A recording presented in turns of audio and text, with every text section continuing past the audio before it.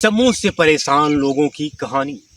समूह जैसा आप जानते ही होंगे, गाँव में चलता है, गाँव में चलता है, ग्रुपों में चलता है, ग्रुप से लोग लेते हैं और सेठिया ये समूह बोला जाता है। सेठिया बैंक की जो प्राइवेट बैंकें होती हैं और सेठ लोगों की होती हैं, वो लोग गरीब आदमियों को कर्जा देते हैं और उससे ब्याज के तौर पे काफ़ी ज़्यादा वसूली करते हैं हर महीने। और ऐसी ही एक कहानी है और एक गांव की है, यूपी के एक छोटे से गांव की है। उस गांव के लोग काफ़ी ज़्यादा समूह में जुड़े हुए थे, काफ़ी ज़्यादा लोग समूह में जुड़े हुए थे। उस गांव में काफ़ी सारी कंपनियां समूह की उस गांव में आने लग गई थी, काफ़ी सारा लोन उस गांव में देने लग गई थी। अब गरीब जनता लोन लेकर के अपने खेती बाड़ी में लगा दी। 15 दिन में वसूली, 15 दिन में वसूली चालू हो जाता है हर समय की तरह। 15 दिन में वसूली चालू हो जाता है हर समय की तरह। और इसमें किस्तें रख दी जाती हैं, समूह में किस्तें रख दी जाती हैं। किसी में 1 महीने का भी रख दिया जाता है, 1 महीने की किस्तों में। और बंदा उस गांव के लोग काफ़ी ज़्यादा समूह में जुड़ गए, 5-5, 6-6 समूह। और गरीब समूह कौन लेता है आप जानते हैं? किसान से जो छोटे लोग होते हैं, जो किसान से गरीब लोग होते हैं, समूह गांव के लोग वो चलाते हैं। जिनके पास खेत भी नहीं होता है, जिनके पास खेत भी नहीं होता है, ऐसे ऐसे बंदे चलाते हैं समूह को। उनके पास इनकम 300 रुपये की भी गांव में नहीं है। आकर के देख लो, उनकी इनकम 300 रुपये तक गांव में नहीं है, क्योंकि गांव में काम नहीं मिलता, गांव में काम नहीं मिलता। और समूह कंपनियां अपने वर्करों के साथ में आकर के दुराचार करती हैं गांव में, अपने आकर करके दुराचार करती हैं गांव में। कंपनी पैसा लेने के लिए आती और वर्कर कंपनी के पैसा लेकर के समूह का सारे गांव से जाते। किसान काफ़ी ज़्यादा परेशान हो गए। किसानों के पास घर में धीरे धीरे कर करके अपनी सभी चीज़ों को वो बेचने लग गए। जो उन्होंने गृहस्थी बनाई थी अपनी, वो गांव के लोग सभी कुछ अपना बेचने लग गए, समूह में जमा करने लग गए। जो खरीदा था वो सभी कुछ बेचने लगे, जो खरीदा था वो सभी कुछ गांव के लोग बेचने लग गए। धीरे धीरे कर करके गांव के लोगों ने अपनी गृहस्थियों को बेच दिया। समूह में पैसा भरते रहे, परंतु पैसा नहीं भरा, पैसा नहीं भरा। अब गांव के लोग काफ़ी ज़्यादा परेशान हो गए, गांव के लोग काफ़ी ज़्यादा चिंतित हो गए कि साला पहले तो ऐसा नहीं था, ऐसा पहले नहीं था। पहले तो हम नमक रोटी खा करके भी अच्छे रहते थे, नमक रोटी खा करके भी अच्छे रहते थे। कहीं दिहाड़ी मिलता था तो काम कर लेते थे, उसके बावजूद सब्जी ला करके हम खा लेते थे, अनाज को अपने बेच करके हम सब्जी ले आते थे। अब तो वो भी मुश्किल हो गया, खाने को मुश्किल हो गया। जितना भी पैसा हो, चाहे जहां से भी दो, ला करके दो, इसको पैसा दो, इसको पैसे दो। उस गांव के लोग काफ़ी ज़्यादा परेशान, काफ़ी ज़्यादा गांव के लोग परेशान हो गए। और उस गांव के लोग अपने जायदाद को धीरे धीरे बेच करके समूह जमा करने लग गए, समूह जमा करने लग गए। धीरे धीरे कर करके गांव के लोग काफ़ी ज़्यादा परेशान, पैसों की कमी उस गांव में काफ़ी ज़्यादा आने लग गई। लोग गरीब पे गरीब होते जाने लग गए, कर्जे पे कर्जे लगते जाने लग गए।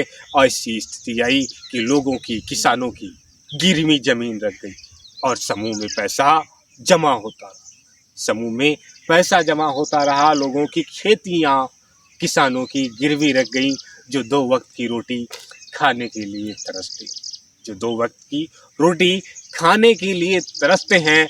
और समूह वाले जो आईसी में बैठते हैं, आईसी रूम में बैठते हैं और करोड़ों की आबादी में खेलते हैं, करोड़ों की आबादी में खेलते हैं।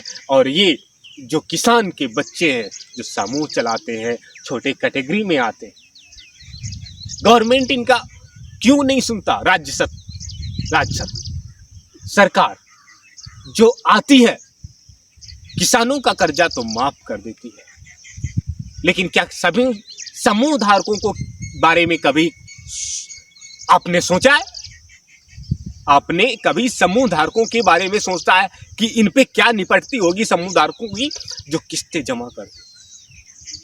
आज आकर करके देखो गांव में समूह की कंपनियां कितनी ज्यादा आ गई, लोग कितने ज्यादा कर्जे में हो गए, गांव की पैसे नहीं जुटा पाते हैं कि वो समूह में कैसे दे, परेशान हो जाते हैं, मन चिंतित हो जाता है और गांव के लोग अपनी जमीन को बेचने लग जाते हैं। एक इंसान, गांव के लोग काफ़ी ज़्यादा परेशान होकर के अपनी ज़मीन को गिरवी रखने लग गए, कुछ लोग बेचने लग गए और समूह का पैसा फिर भी वहाँ के डिपार्ट के लोग, सभी लोग पैसा वसूलने के लिए आते रहे, पैसा वसूलने के लिए आते रहे। अब उसमें काफ़ी सारे लोगों ने इतना ज़्यादा परेशान होकर के इन समूह धारकों से एक ने अपने डिसाइड कर लिया कि अब मैं पैसा ये कर्जा नहीं भर पाऊंगा, मैं ये कर्जा नहीं भर पाऊंगा, अब मुझे अपनी जान को देना पड़ सकता है। वो इंसान अपनी जाकर के रेलवे ट्रैक पे लेट जाता है और ट्रेन आती है और वो वहीं पे मर जाता है।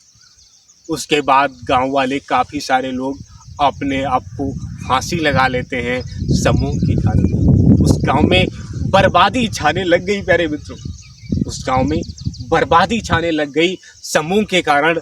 और आप किसी भी सरकार से बिलोंग करते हैं तो नरेंद्र कहानीकार का कहना है, आकर करके देखो हमारे गांव में, यूपी के गांव में समूह धारक ये यानी सेठिया लोग कैसे समूह का उल्लंघन कर रहे हैं और गरीबों पे कैसे अत्याचार कर रहे हैं और कैसे ये पैसा वसूल रहे हैं।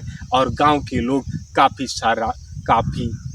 बहुत सारे लोग उस गांव के इस समूह से परेशान आकर के आत्महत्या कर लेते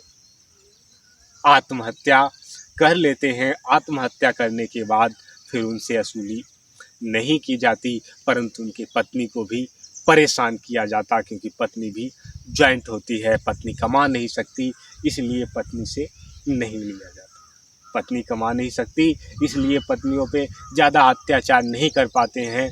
लेकिन इंसानों पे क्या ये इंसान अत्याचार कर रहे हैं, उसकी सज़ा इनको ज़रूर मिलेगी। मेरी रिक्वेस्ट ये है, मेरा वीडियो बनाने का माध्यम, इस कहानी को बनाने का माध्यम, इस कहानी को लिखने का माध्यम हमारा यही था कि आप किसी भी सरकार में बिलोंग करते हो, ये सरकार आपकी बनाती है, ये जनता, तो जनता के बारे में आप समूह धारकों के बारे में ज़रूर देखें। समूह धारक गांव में आकर के देखें कि कितने सारे लोग आज परेशान हैं और समूह धारक के लोग कितना ज़्यादा आज परेशान करते हैं लोगों को।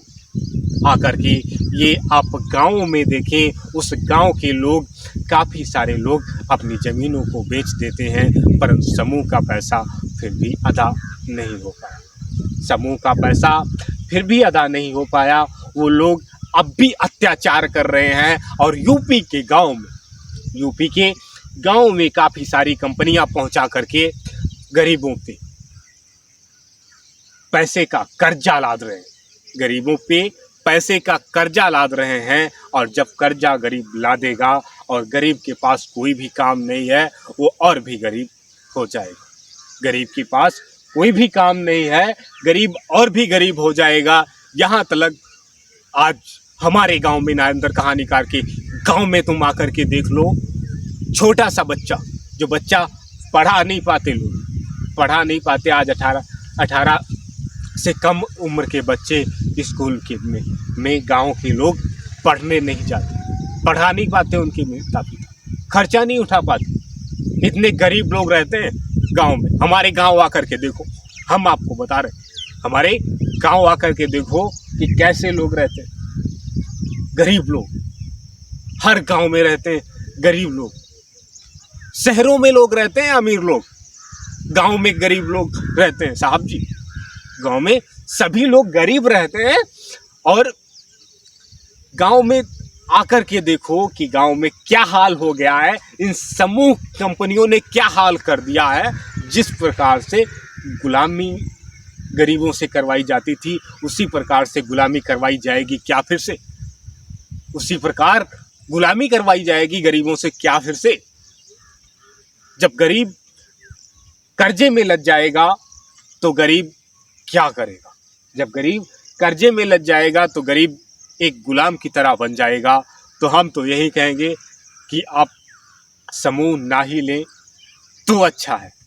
और गवर्नमेंट से हम ये रिक्वेस्ट करेंगे कि इन पे कार्रवाई कुछ ना कुछ ज़रूर होनी चाहिए और ये समूह कंपनियां बंद होनी चाहिए, ताकि ये गरीबों पे अत्याचार ना कर सकें और ये काफ़ी सारा लोन ना दे सकें। या समूह किसी को भी देती है तो एक कंपनी एक बंदे को सिर्फ दी जा सकती है, इससे ज़्यादा बंदे को नहीं दी जा सकती है। जो किसान कैटेगरी से आता है उसको बहुत ज़्यादा 2 लिमिट कर दिया जाए, यानी महीने का 3,000 से ऊपर उसका नहीं होना चाहिए, उसका 3,000 रुपये से ऊपर नहीं होना चाहिए। और यदि वो पैसा नहीं दे पाता है तो उसके पर कानूनी कार्रवाई नहीं होना चाहिए, कानूनी कार्रवाई नहीं होना चाहिए। और वो बंदा यदि भरपाई कर पाता है तो ठीक है, नहीं कर पाता है तो उसके ऊपर कोई भी उंगली नहीं उठाए, क्योंकि वो भी एक किसान है और किसान का वो बच्चा है। जो समूह लेता है यानी गरीब इंसान ही कर्जा लेता है, गरीब इंसान ही कर्जा लेता है और किसान का बच्चा। और यूपी में आज आकर के देख लोगे, किसी भी आप राजनेता हो, कोई भी राजनेता हो, आप आकर के जनता को देखिए और जनता क्या क्या हाल है उसके बारे में निर्णय कीजिए। हम आपको फिर से मिलते हैं अपनी एक निष्ठ कहानी के साथ। तब तक के लिए आप अपना रखेंगे ध्यान और अपने बच्चों का रखेंगे ध्यान। ये नरेंद्र कहानीकार आपको फिर से मिलेंगे अपनी निष्ठ कहानी के साथ में। तब तक के लिए आपको नरेंद्र कहानीकार का नमस्कार।